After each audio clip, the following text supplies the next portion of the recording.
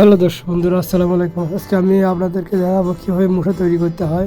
আমার নানি কিছু ময়দা নিয়েছে, তারপরে বাড়িতে গুলে নিয়েছে, তারপর ফাইন করে মাখতেছে। এইভাবেই মুঠা তৈরি করতে হয়। এই দেখুন, মুঠা আস্তে আস্তে মুঠা বানাচ্ছে।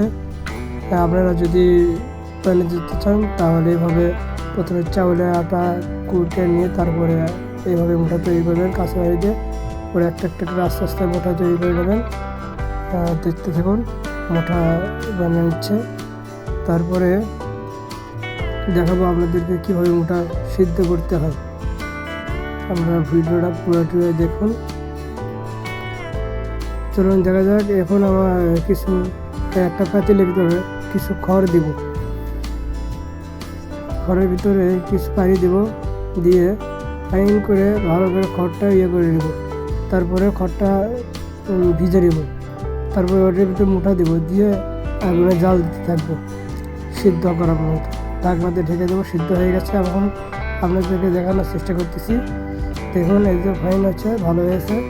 তারপরে নামিয়ে আবার মুঠোটা হয়ে গেছে, সিদ্ধ হয়ে গেছে। এখন আমরা নামে আপনাদেরকে পরিদর্শন করে দেখাচ্ছি। একটু শাকমাটিটা ছেঁকে দেবেন পানিগুলো, শেষে খড়গুলোও ফেলে দেবেন, আর নয়তো খড়ের ভিতর থেকে মুঠাগুলো তুলে রাখবেন। আমি এখন খড়ের ভিতর থেকে মোটাগুলো তুলে রাখবো। দেখতে থাকুন।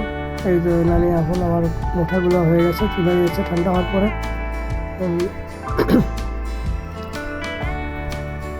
একটা একটা করে মোটাগুলো তুলে নেবেন খড়ের ভিতর থেকে। কত সুন্দর হয়ে গেছে দেখুন, দেশীয় মোটা, খেতে ভারী মজা, কাঁচা লাড্ডুর মতো, কাঁচা গোল্লার মতো।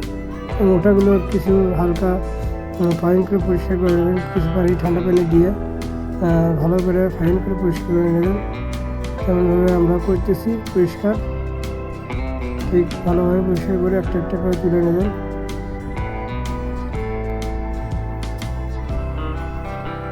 দেখুন, আর অনেকগুলো মোটা হয়েছে।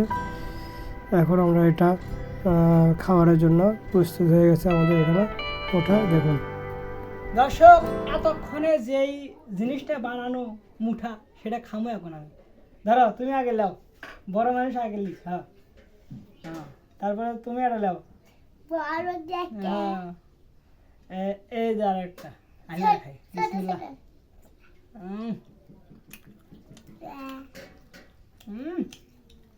সেই খা।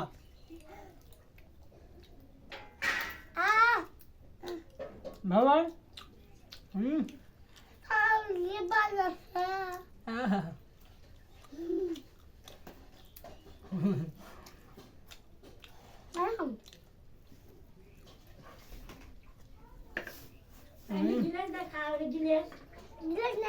ভিডিও করে